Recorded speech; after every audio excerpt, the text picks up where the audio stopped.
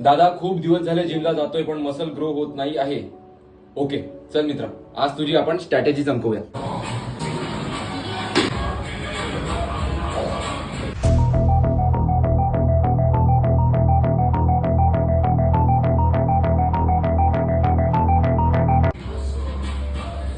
आता नीट ऐक मित्र, मी काय बोलतोय.